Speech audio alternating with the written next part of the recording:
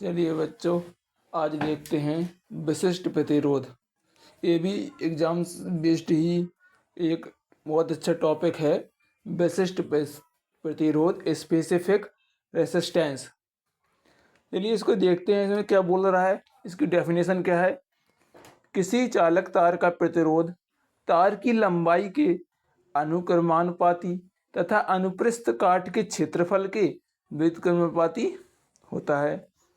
यानी कोई चालक तार का प्रतिरोध है वो तार की लंबाई के अनुक्रमानुपाती होता है तथा अनुप्रस्थ काट के क्षेत्रफल के व्युत्क्रमानुपाती होता है। ठीक है, तो R proportional to L, R proportional to 1/a।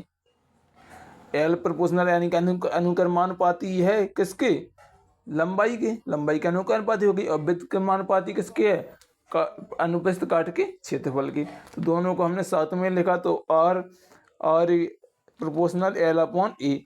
Proportional हटाए इक्वल लगाएंगे तो ये आ गया रो, रो एल अपॉन ए। रो क्या है, एक नेतांक है, अनुपातिक नेतांक है, रो बोले जाते हैं, जिसे विशिष्ट प्रतिरोध या विद्युत प्रतिरोधकता कहते हैं। इसका मान चालक के तार पर निर्भर करता है। जो चालक का तार है उस पर ये विशिष्ट प्रतिरोध का मान निर्भर करता है।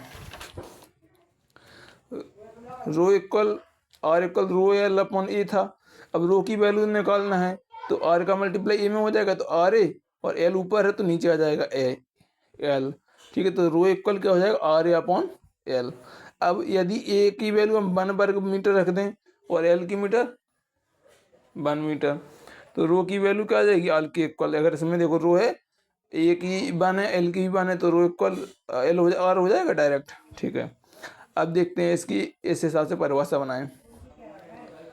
किसी पदार्थ का विशिष्ट प्रतिरोध वह प्रतिरोध है जो उस पदार्थ के 1 मीटर लंबे व 1 वर्ग मीटर अनुप्रस्थ काट के क्षेत्रफल के तार द्वारा उत्पन्न किया जाता है। ठीक है, यह पदार्थ की प्रकृति तथा ताप पर निर्भर करता है। क्या विशिष्ट प्रतिरोध, क्या विशिष्ट प्रतिरोध यह पदार्थ की प्रकृति तथा ताप पर निर्भर करता है। इसका मात्रक क्या है, ओम मीटर। यानी कि जो विशिष्ट प्रतिरोध है उसका मात्रक क्या होता है, ओम मीटर होता है। अब इसमें देखते हैं जो कुछ ऐसे चालक, अर्धचालक और मिश्र धातुएं हैं, तो उनमें कितने डिग्री पर, 20 डिग्री सेल्सियस पर कुछ पदार्थों की विद्युत प्रतिरोधकता। कितने डिग्री सेल्सियस पर, 20 डिग्री सेल्सियस पर। जैसे अवयव हैं ये आपके चालक हो गए। चालक में आपका गया सिल्वर, कॉपर, एल्यूमिनियम, टंगस्टन, निकल, आयरन, क्रोमियम, पारा, मैग्नीज। मिश्र धातु हैं कांस्टेंटन, मैग्नीज, नाइक्रोम। और विद्युत रोधी, विद्युत रोधी में कांच, कठोर रबड़, एबोनाइट, हीरा, कागज, ये इनकी सबकी वैल्यू हैं। ठीक है, अब आगे बढ़ते हैं। आगे हैं इनसे कुछ संबंधित पॉइंट, यानी जो सारणी है उससे रिलेटेड कुछ पॉइंट। मिश्र धातुओं की विद्युत प्रतिरोधकता उसकी अवयवी धातुओं की अपेक्षा अधिक है। यानी जो मिश्र धातु हैं उनकी प्रतिरोधकता अवयवी धातु मतलब जो नॉर्मल है, जैसे निकल अकेली है, मिश्र में 2-3 धातु मिलकर मिश्र बनती हैं। लेकिन अवयवी धातु का मतलब होता है जो खुद में अकेला है, जैसे कॉपर अलग अकेला हो, उसमें कोई मिला नहीं हो दूसरी धातु, तो उसको अवयवी धातु बोलते हैं। मिश्र धातुओं का उच्च ताप पर शीघ्र दहन नहीं होता है। जो मिश्र धातुएं होती हैं उच्च ताप पर उनका शीघ्र दहन नहीं होता है, किसकी अपेक्षा, जो मतलब नॉर्मल धातु होती हैं, जैसे एल्यूमिनियम अकेले ले लो तो वो डायरेक्ट हो जाती है। इसलिए इनका प्रयोग कहाँ होता है, इस्त्री यानी प्रेस में, टोस्टर आदि विद्युत तापन का निर्माण मिश्र धातुओं से किया जाता है। विद्युत तापन का निर्माण ये ऐसे इस्त्री या टोस्टन है, इनका निर्माण किया जाता है। विद्युत बल्ब के तंतुओं के निर्माण में टंगस्टन का उपयोग किया जाता है। टंगस्टन तार होता है तंतु। कॉपर तथा एल्यूमिनियम का उपयोग विद्युत संचरण के लिए उपयोग होने वाले तारों के निर्माण में किया जाता है। चलिए अब कुछ सवाल देख लेते हैं इसी से रिलेटेड। दिए गए पदार्थ के किसी एल लंबाई तथा ए मोटाई के तार का प्रतिरोध 4 ओम है। इसी पदार्थ के किसी अन्य तार का प्रतिरोध क्या होगा, जिसकी लंबाई L/2 तथा मोटाई 2a है। अब सवाल में देखो, पहले तो हमें बोला गया L = Li है और A = A है, तब और यानी कि प्रतिरोध क्या होगा, ρL अपॉन ए तो था फार्मूला, ρL/A, ठीक है। अब प्रतिरोध हमें दे रहा है, कितना दे रहा है, 4, तो ρL/A ये आ गया फर्स्ट इक्वेशन, मान लो इसको। अब सेकंड में बोल रहा है L = L/2 और A = 2a, यही तो बोल रहा है। अब रखो R इक्वल का होता है L ρL/A, और इक्वल रो की वैल्यू कितनी है, रो की वैल्यू कितनी है, रो की वैल्यू रो की रो ही रहेगी और L की L/2, ठीक है। अब किसकी और कौन रह गया, रो की हो गई, L की हो गई, अपॉन A की वैल्यू 2a, ठीक है।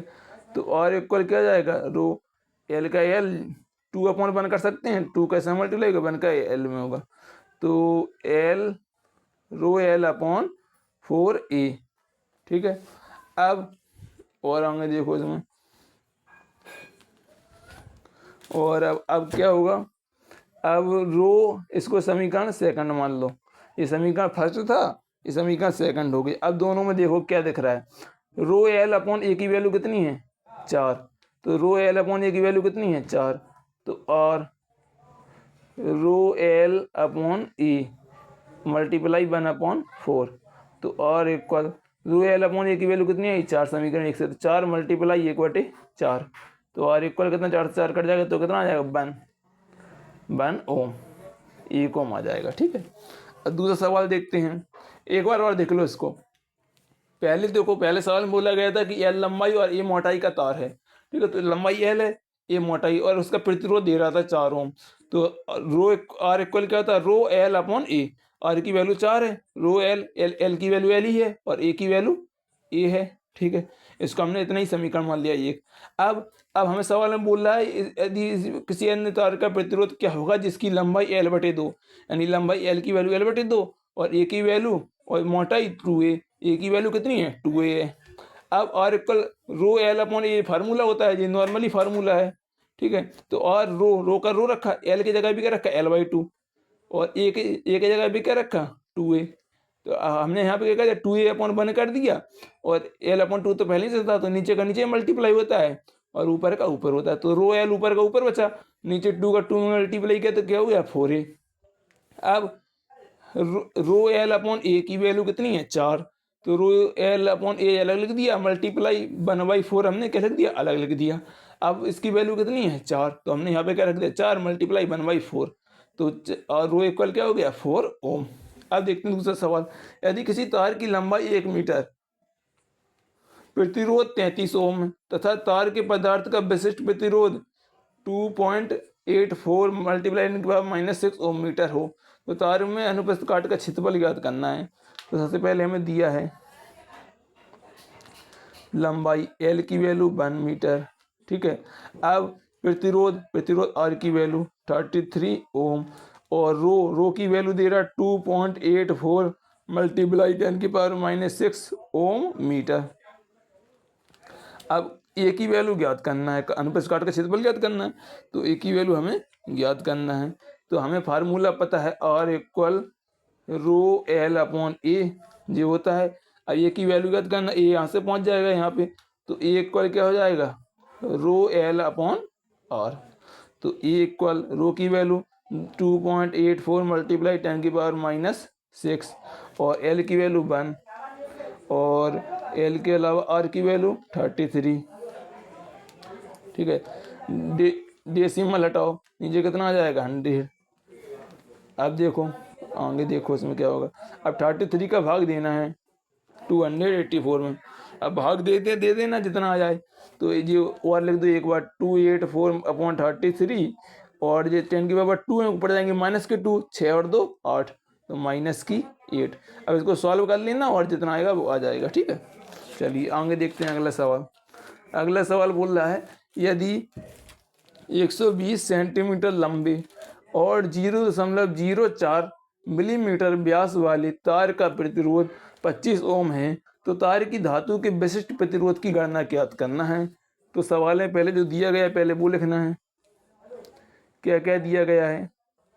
120 सेंटीमीटर लंबे तार, यानी कि लंबाई दी गई है 120 सेंटीमीटर। अब सेंटीमीटर से मीटर में बदलना है तो 120 मल्टीप्लाई 10⁻², यानी 100 का भाग देना पड़ेगा तभी तो मीटर में आएगा।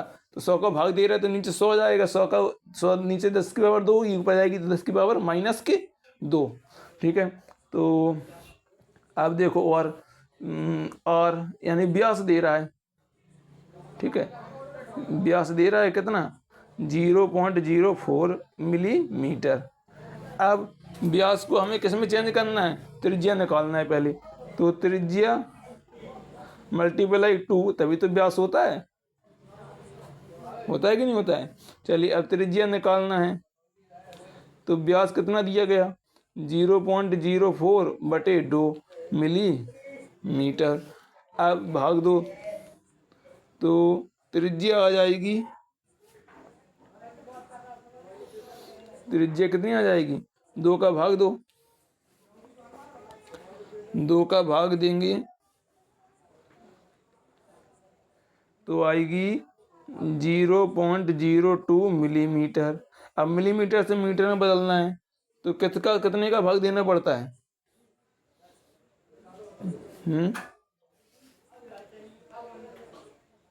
किसका भाग देना पड़ेगा बेटा?